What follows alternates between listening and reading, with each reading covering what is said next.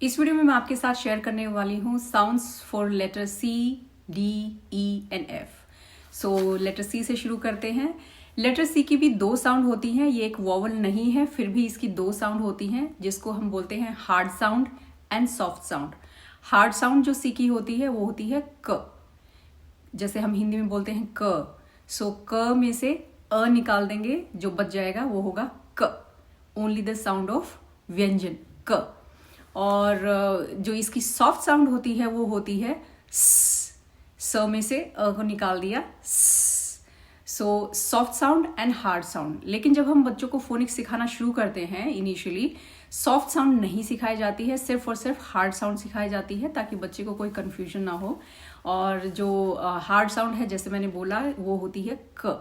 सो इसके लिए आप एग्जाम्पल यूज कर सकते हैं, जैसे कि cat, car, cup, cake, camel.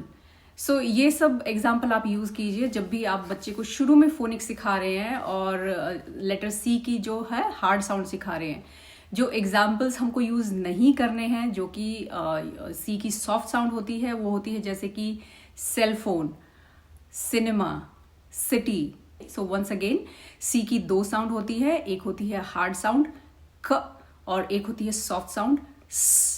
और हम शुरू में बच्चे को सिखाएंगे hard sound, cat, cab, camel. और अब हम आते हैं लेटर डी पे। जो डी है उसकी साउंड होती है ड। जैसे हम हिंदी में लिखते हैं ड, उसमें से अ निकाल देंगे और सिर्फ बोलेंगे ड, ड। और इसके लिए हम एग्जाम्पल यूज कर सकते हैं ड डॉग, ड डॉल, ड डोर, ड डक, ड ड्रम। सो डी की साउंड काफी इजी है। नेक्स्ट हम आते हैं लेटर ई पे। और लेटर ई की अगेन दो साउंड्स होती हैं, एक शॉर्ट साउंड और एक लॉन्ग साउंड।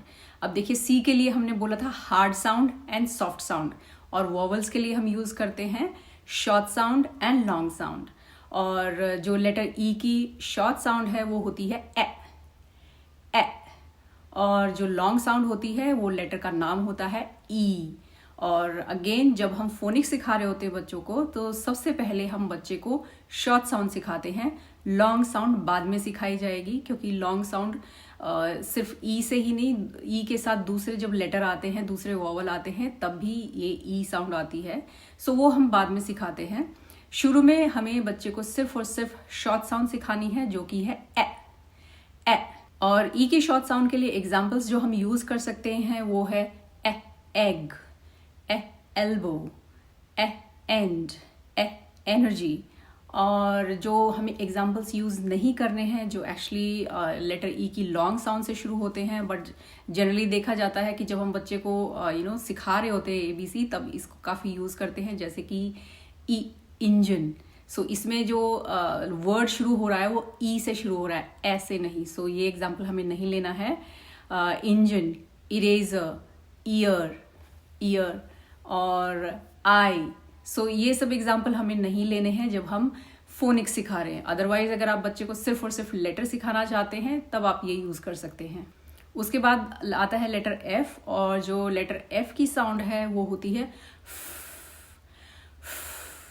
सो जैसे हम हिंदी में लिखते हैं फ में से अ निकाल देंगे तो सिर्फ बचेगा सो वही लेटर की साउंड है। इसको हम हिंदी में सिखाते हुए बच्चों को ये नहीं बोलेंगे फ, नो, इट्स।